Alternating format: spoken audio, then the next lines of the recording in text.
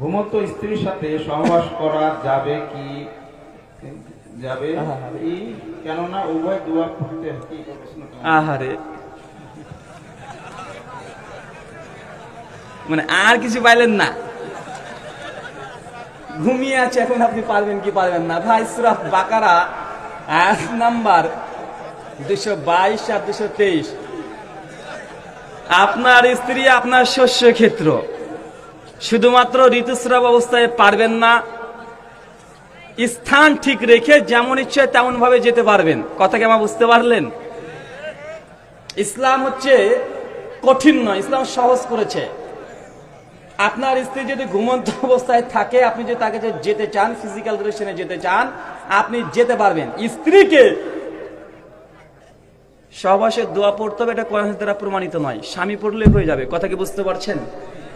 স্বামী পড়লে হয়ে যায়, স্ত্রীকে পড়তে হবে এই মর্মে কোনো দলিল কোরআন দ্বারা প্রমাণিত নয়। কিছু কিছু আলেম ওলামা বলেছে দুজন পড়লেই ভালো, তবে মেয়েদের পড়তে হবে এই কথা কোরআন হাদিসে নাই।